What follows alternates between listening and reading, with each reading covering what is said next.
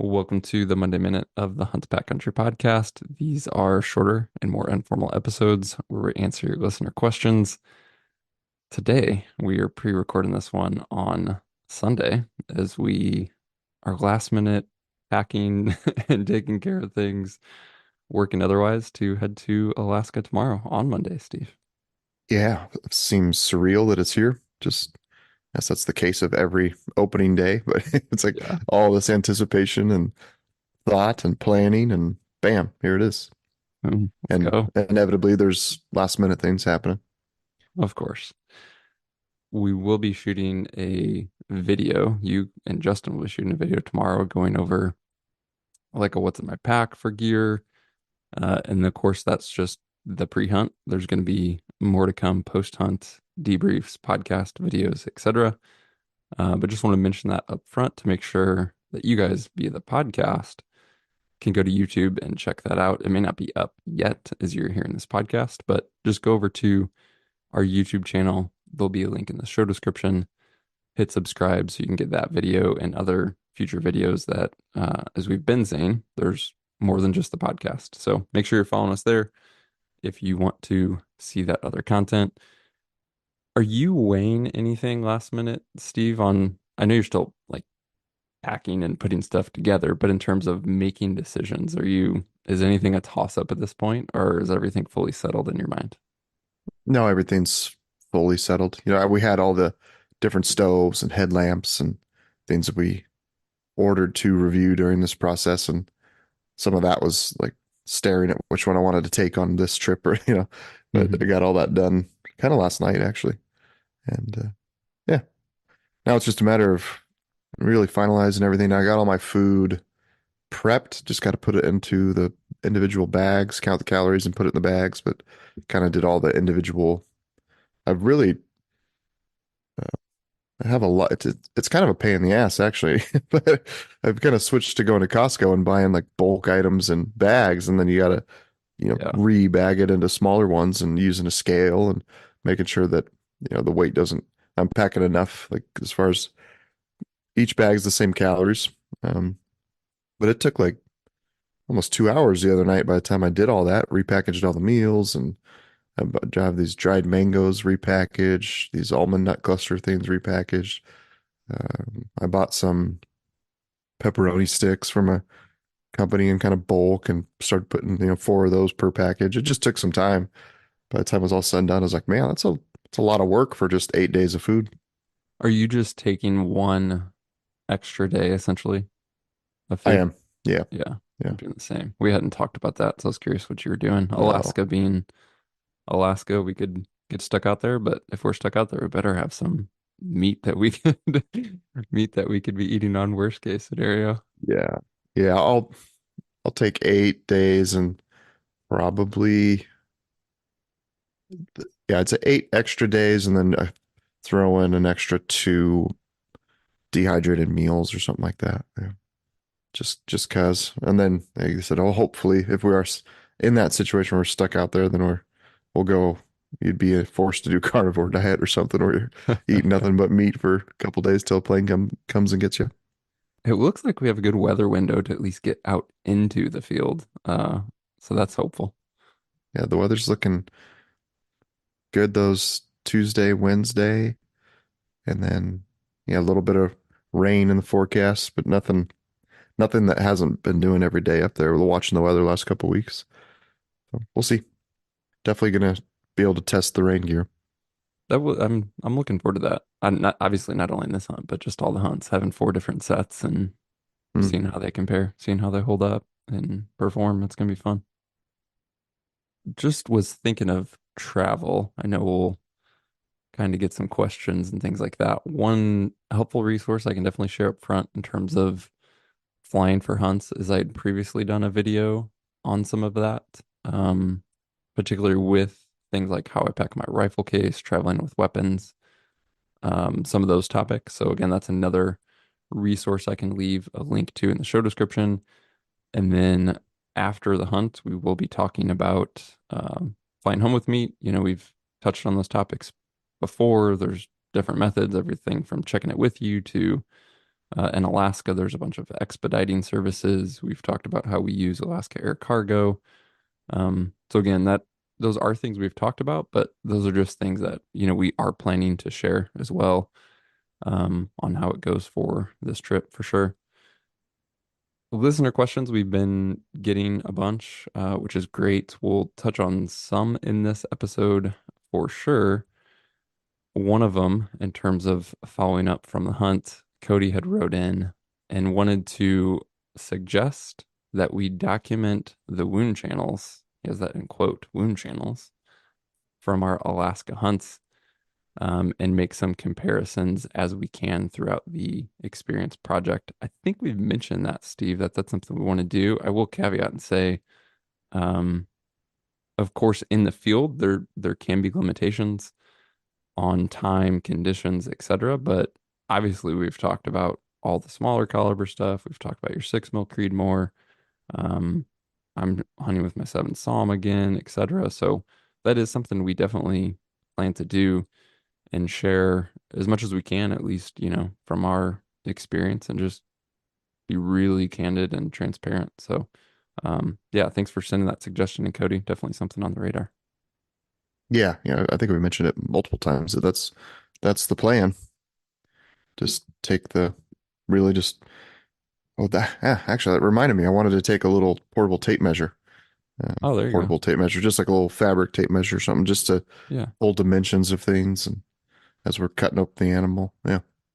Cody also mentioned a couple other things just to touch on quick. When he wrote his email in with some questions, he said, or he was asking if the Outdoor Vitals pants that we showed in the clothing video and talked about on the podcast, if they were going to be compatible with knee pads. No, the I guess my goal in helping steer the direction of those pants was as lightweight and minimalist simple as possible. And knee pads are great. I'm sure some people would think they're an absolute must, but they're not. Yeah, I don't know. I could take them or leave them. So to me, it wasn't something that I wanted to have to mess with. Yeah. Your thoughts? Yeah, I mean, I've used them sparingly. And I can definitely see on certain hunts where they can be, I don't want to say invaluable, but incredibly beneficial for sure, right? I mean, my head immediately goes to archery, stalking, rockier terrain, maybe a high country mule deer situation. There's definitely some other situations where I can see value in them. I just don't, when I've used them in the past, I don't like the bulk of them, even thinner ones. And then I definitely just notice, as weird as it sounds, a big change in breathability.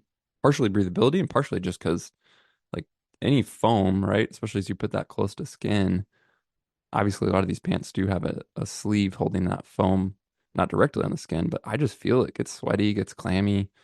Most of the time I'm not using them, and so they can tend to shift around.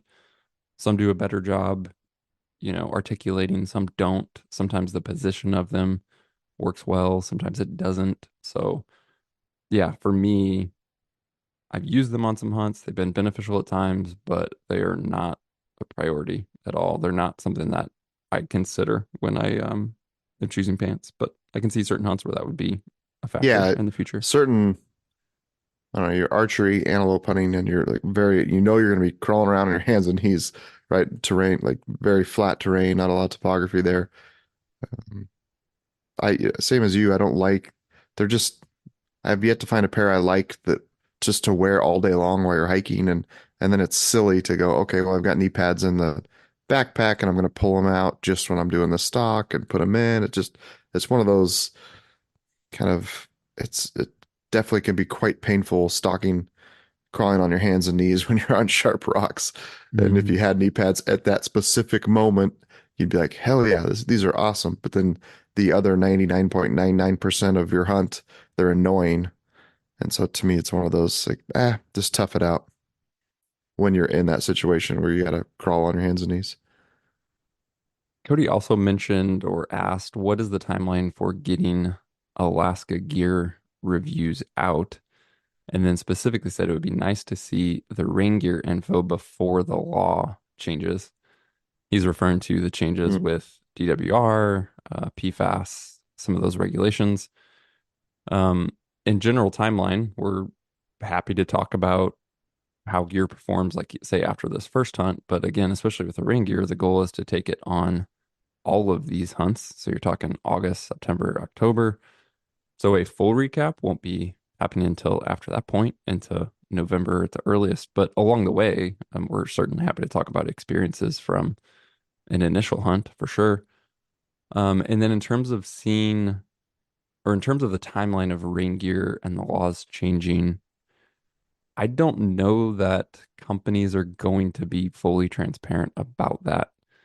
I don't, I can't say that companies will announce new rain gear or say that maybe an existing model sold in 2022 changed to use a different DWR in 2024 or 2025. Um, from some of the conversations I've had with people kind of in that world, yeah, I just don't know that it's going to be fully transparent. So I don't even know that us as a consumer will, in every case, have the information that we would like to have in terms of those changes. I know in some instances we will, because I'm already seeing some companies, especially outside of the hunting market, advertise like PFAS free, things of that sort. So there's certain things you can look for. Um, and then there's different time frames, I would say, and different levels of transparency that some companies might have. I saw that. Like that, yeah, a couple marketing things from other outside the hunting industry, like PFAS free, like it's a um trying to market it as a good thing, and I guess for health reasons it is, but it's like one of those deals where they're like, here's this latest and greatest thing, is PFAS free, and then not saying, oh, by the way, our ring gear now sucks because of it. And I don't know if that's the case. I just it's everybody, like I said, everybody I've talked to is there's still a lot of nothing's near the quality of the existing DWR treatments out there, and it's going to wash off sooner. It's not going to perform as well, and it'll be interesting. Yeah, all those we talked about. Actually, I think it's in a podcast that didn't come out yet, but we were talking about how companies will advertise things like, up to 30% lighter, etc.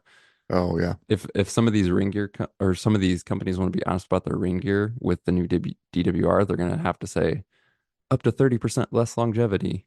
It's like Yeah. it's going to be the case with some of this stuff. Again, I'm not the expert in this. I've talked with some folks behind the scenes, and flat out they have not figured this out yet. Period. Yes, the new regulations are going to affect in a negative way for the short term performance. And I know that companies are scrambling to figure out better solutions. So yeah, we'll see where it goes. I hopefully in 2 to 3 years, maybe 5 years, like things will be back to where they were, call it a year ago. But I think in the short term, there's going to be some, Hmm. yeah, lack of performance. And again, not to say that they're going to be terrible. I think it comes down to things like longevity and Mhm. that nature. Yeah. The Yeah, and then the whole point of the reviews is to do all season long, right? So you're going to have August, September, October, all those hunts. So the earliest the review could be up would be early November. All right. I'm just looking through questions. There's a bunch of good ones. Here's one. Um, this guy wrote in, the subject of his email says the trekking pole strap debate. Before we get into that, there is a trekking pole video and podcast that we have uh, completed but not yet published. It's actually going to be released while we are gone. So, in terms of trekking poles and talking about this topic broadly and making some recommendations on things to look for, how to use them, mistakes that people make when they do use them, stay tuned because, again, podcast and video coming. This guy wrote this email in, obviously not knowing that that was coming. But he was basically, um, he says in his email, there seems to be a debate about using wrist straps on backpack hunts with trekking poles, which to me, maybe I'm not following the right places online or just don't look enough. I don't know that there is a debate. I don't think there should be a debate. We talked about this in the podcast, Steve, but from my perspective and what I know from you, having watched you use trekking poles and what you said in the podcast, to use them effectively and efficiently and quote unquote properly, you flat out needs the wrist straps, right? Well, it takes the pressure of the weight applied to the trekking pole and puts it on your wrist instead of on your hands. So it's just kind of less hand fatigue at the end of the day. Yeah. Hmm. I don't know what the debate would be to take them off. I'm confused. Yeah. I mean, Did he elaborate um, on this question or just said there no, seems he to be a just, debate? What's your opinion? yeah, said there seems to be a debate. What's our opinion? Which I don't, yeah. And then he said, he did clarify, like both camps seem to have some legitimate points regarding strap usage and non-usage. I'm wondering what you guys do with yours. I mean, I could see if you're not using the straps, period, they would feel like they're in the way or they'd be unnecessary or they're wasted weight.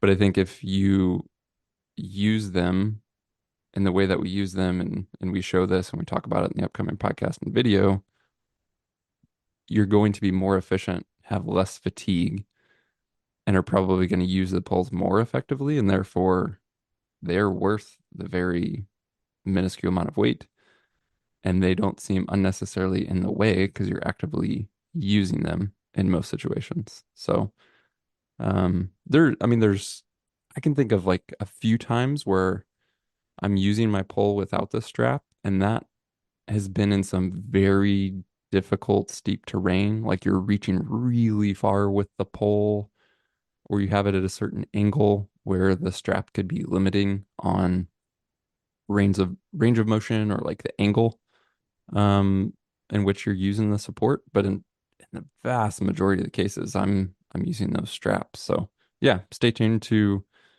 the podcast where we talk about this more, the video that's coming. You can see more at least of what we do. And then if you were in the camp or on the side of the debate that says wrist straps are worthless, I think it would be genuinely interesting to hear why. So yeah, that could be cool. Maybe we're missing something, Steve. Okay, I like my kind of like racking my brain here on what the heck you could possibly want to take them off for. Yeah. Um, And like I if was like, well, it's on the side, it's strapped to the side of the pack, so they don't catch on. So I mean, it's like, I don't get it, but yeah, I'm gonna have to Google it. yeah, maybe we'll get some good info from listeners. We'll see. Okay. Riley wrote in and asked about the Catabatic bivy. He said he was super interested in checking one out after listening to our shelter podcast video and really wants to try that bivy style of hunting. He said when he looked at the Catabatic site, he saw the pinion bivy as well as the bristlecone bivy, and he was basically just asking why the pinion over the bristlecone. For listeners who are unaware of the differences, they're very, very similar. The bristlecone essentially has more coverage of the sill fabric and less mesh or less netting. And then the pinion, which I have, which we talked about, has less coverage of the sill fabric and more netting. So for me, that just boils down to better airflow, less likelihood of condensation, etc. And because in conditions where I need coverage, I would be using generally a tarp or something of the sort. I'm not asking this specific bivy to necessarily be waterproof or incredibly moisture resistant on the top end. The bottom of these bivvies are the same, and you're going to have some moisture resistance there from wet ground if you need it in a floral shelter. But yeah, for me, I just chose airflow, maybe some reduced condensation, things at that point, and stuck with the pinion over the bristlecone. Um, I haven't tried them side by side, so I can't say, but that's in general the answer. Any thoughts there, Steve, on essentially more coverage, more protection from a bivy versus having a little bit more mesh airflow?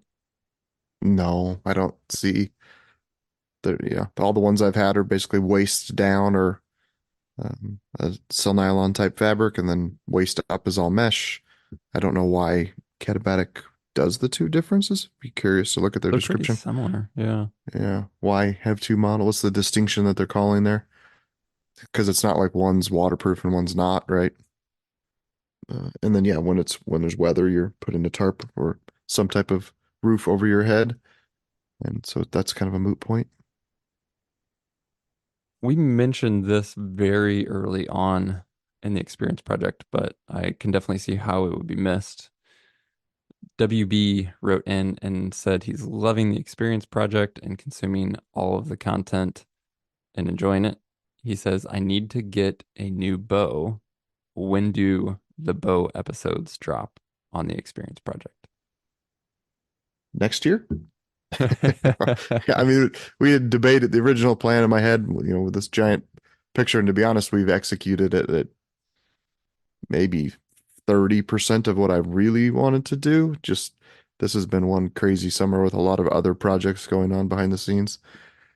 And yeah, the original plan was at least one rifle hunt and one bow hunt where we dive into the subtopics of obviously rifles and calibers and shooting and do all the same things with archery. There's obviously a lot to talk about there in the archery world with bows and tuning and broadhead and arrow decisions. I mean, the list goes on and on and on, but just too much content to cover.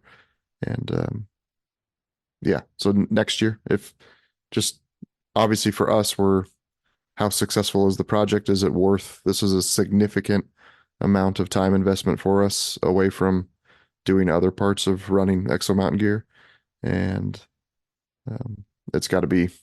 We have to feel like the information, that it was worth the value was there for us to spend this much time working on it. So if we decide that that's the case at the end of the year, we'll do it again next year and do a archery version. And I would be excited to get back into that for sure. I would love to, you know, get just dive deep into those topics and revisit some of what's new and what's not and what matters and what doesn't, right? In terms of the archery world. You could take a lot of the same principles we've been talking about. We could talk about you know, effectiveness of broadheads. We could yeah, there's just so much to do. That would be fun. So yeah, we'll see how it goes. Jeff wrote in, he had a question, and this question came up numerous times from numerous listeners and also came up on YouTube, for example. I'm just using Jeff's email as an example of one of many and wanted to address it because it was one of many. Jeff wrote in and said, great information about shelters. One option I am considering as I continue my archery elk hunts is using a hammock for run and gun hunts. This setup seems to have a lot of versatility, and flat ground is not required. Obviously, appropriate spaced living trees are required, but those seem relatively easy to come by in the elk woods. It reduces things such as not needing to be concerned with a footprint since the ground doesn't need to be flat. What are your thoughts? So Jeff, it sounds like is approaching this. He says he's considering a hammock, but I don't think has experience with one based on his email. And then we've had numerous people saying, I love my hammock. I swear by my hammock. You guys are crazy for not mentioning a hammock as a good shelter option. We've talked about this before, Steve. We have an in-depth podcast going quite a few years back in time about hammock camping. And then in some Monday minutes and other, more casual settings, like we've talked about our experience with them, which is somewhat limited. I mean, we both use them, but it's also been quite a while.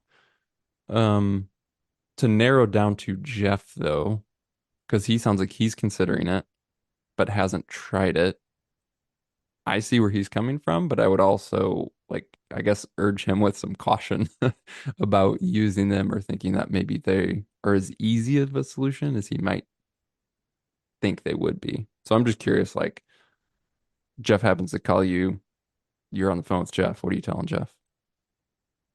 Well, yeah, I mean, for me, my hammock experience, I got I want to say it's a Hennessy was the brand name of the hammock.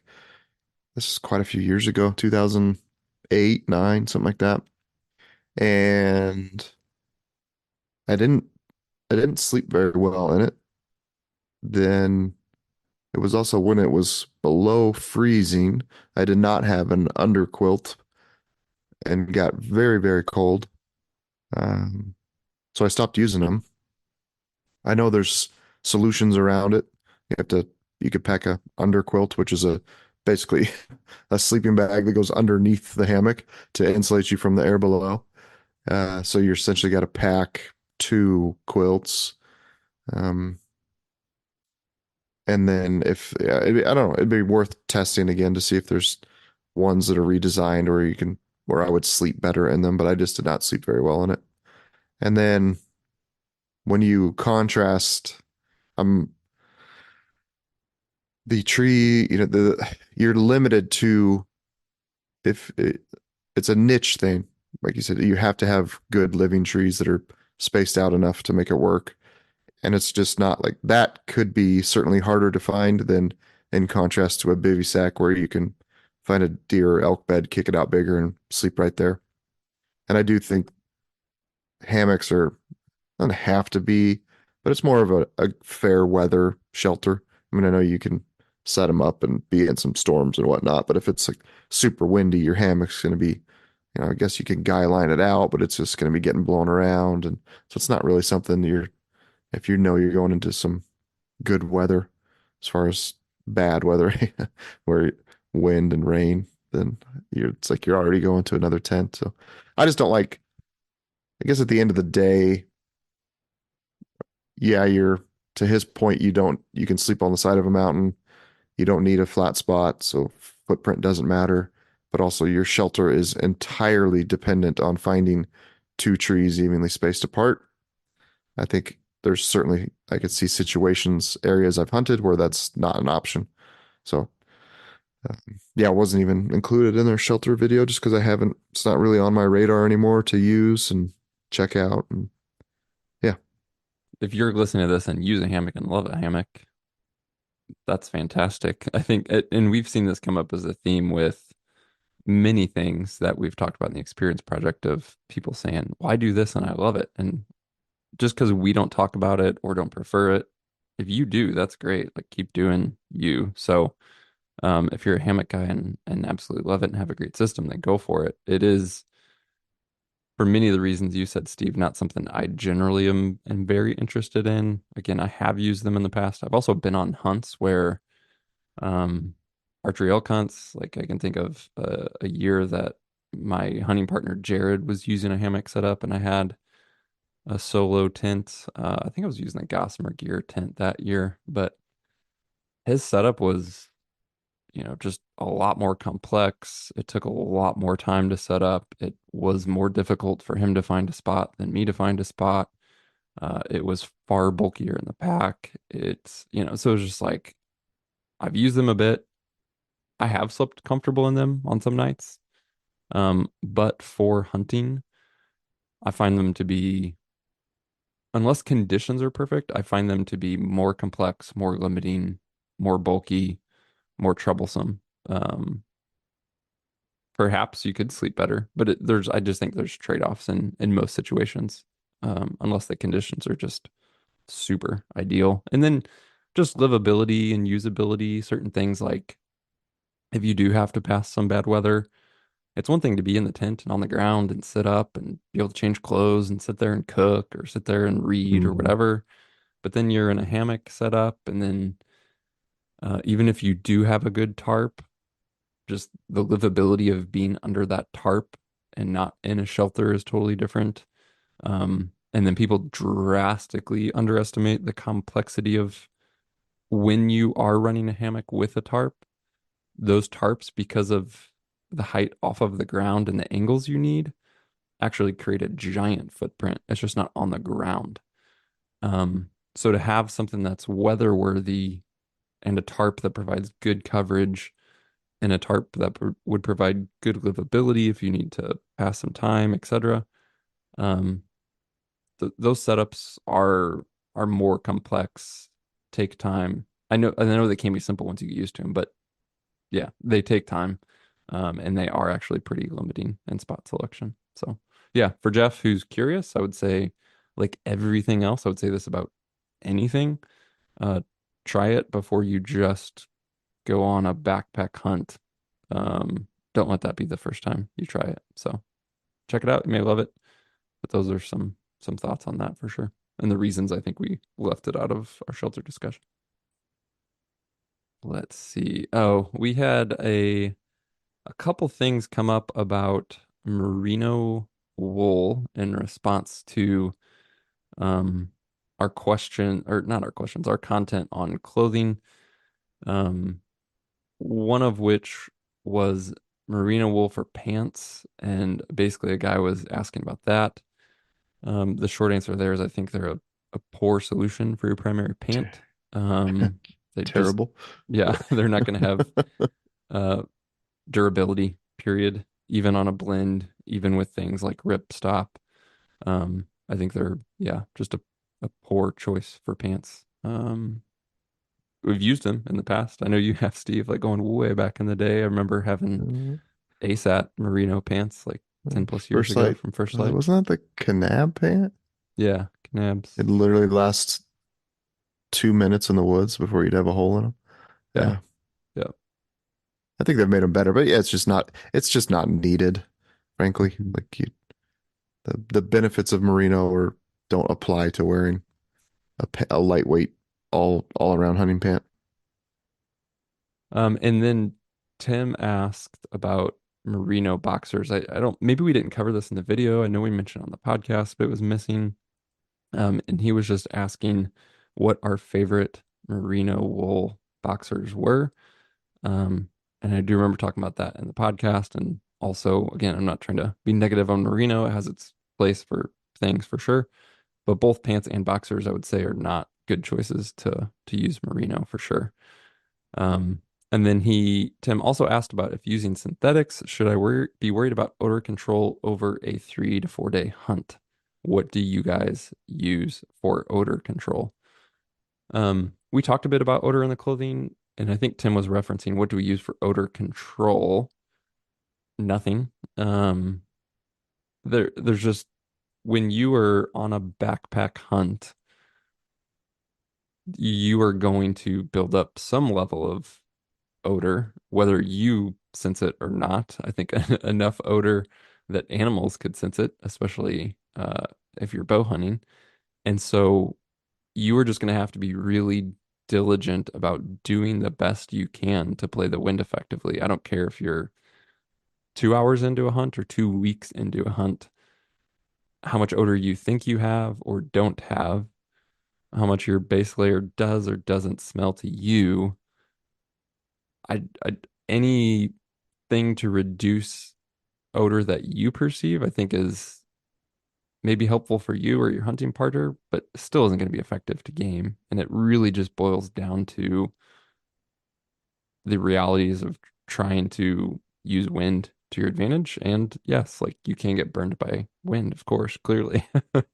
So yeah, I just don't, in terms of like odor control or strictly using merino wool for boxers instead of a synthetic, that Tim kind of asked about. Some of the synthetic treatments, whether that's something like Polygene, there's more companies doing integrated silver that's supposed to be antimicrobial, which is where odor is coming from. They can be helpful. I don't trust any of them fully, and you're just gonna have to deal with, especially on a backpack hunt, you stink whether you think you do or don't, basically. Yeah, I actually had this thought the other night. Um, I was just doing laundry, getting stuff ready, and just all my hunting. What I plan to wear on this hunt is just in with all my clothes and wash it. And I think in general we use just like a free and clear detergent, right? But then throw it in the dryer with a scented dryer sheet. And it's like I used to like washing your clothes and like air drying them and spraying them with scent killer. It used to be like a very religious thing I did, and now I look back at it and it's like so silly. Um, I think scent blocker and what was some of the other one? Like how much money those companies made making a product that probably provided absolutely zero value to increasing the chances of your hunt Hmm. being successful. Um, his specific question on the synthetics, polyesters, and nylons smelling versus I think he was kind of hinting at merino wool. The newer stuff just doesn't it just does a really good job. They all have different technologies in the fabrics. You've mentioned Polygene a lot. I don't even know what some of the sun hoodies I have are, but you can wear them over and over for quite a few days and there's no stink to them. I think over after about a week, yeah, merino would be less smelly, but it's not a night and day difference anymore. Hmm. I have noticed the in the law like merino wool you could sweat and sweat in and wash and sweat in and wash over and over for 10 years and it wouldn't change. The synthetic stuff I've noticed after enough seasons of use, it starts to I'm sure it's just the technology that's the silver technologies or the polygene or whatever's they're doing in there. The antibacterial stuff is washing out or wearing down or whatever over time and they start to smell a little bit, but Yeah. really just not an issue. And to your point, I don't care what you think you've done to reduce your scent. If the wind is in the slightest way blowing towards that animal, they're going to bust out of that country. Like you don't get away with that, right? Yeah. Um, so it's all pointless. Yeah. I think, Just yeah, I mean, hunt with the wind in your face. Yeah. if I had to guess, like Tim, for example, he didn't say this, but I know that there's a lot of guys who are coming from the whitetail hunting world where scent control is one, marketed a lot more, but two, has the potential to be at least more effective. And then Hmm. when those guys grew up with that or like hunt in that world and then look at, oh, now I want to go on a 7 day backpack elk hunt, they're just that scent control mindset is already there. And I would just say that those are just two different worlds. I'm not saying that any level of scent control for whitetail hunting or tree stand hunting is worthless. I just think in a backpack hunting context, almost any level of scent control is worthless when you get into just days living out there. Just, I don't care what you do, you're not going to be effective. If you're in a very controlled environment, whitetail, stationary, not hiking in, etc., you can't move because of the wind, right? Like you're fixed. Like I chose my tree stand location based on wind, but whatever, wind switch, like I get where those guys are coming from. You just can't take that same mindset to the mountains on a backpack hunt and think it's going to be effective, essentially. Yeah. Yeah. Well, Steve, we've mentioned it. We have more coming, including while we are gone. So stay tuned to the podcast and then the YouTube channel as well. More podcasts, more videos coming. And then I know that one, it's been great to have the Experience Project content get out there, and the feedback has been awesome. So thank you guys for that.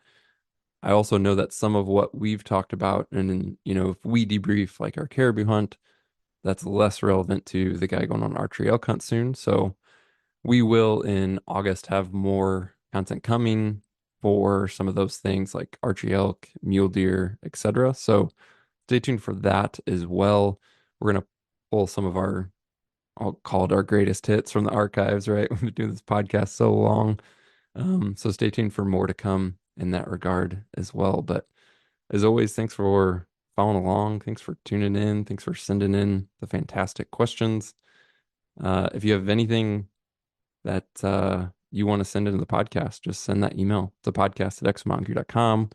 We can look at integrating that into future Monday Minute or, may spark. Oh, that's a great question, great topic. Like, let's make sure we cover that in a follow-up video or even a full-length episode. So I would just say the feedback from you guys is definitely helps steer what we do. So thanks for staying engaged. We appreciate it, and hopefully we'll be back on here soon with some amazing stories to tell. Yeah. I can't freaking wait to be sitting in that raft floating down the river, just staring up at gigantic mountains the other side of you. Oof, it's gonna be awesome. All right, talk soon.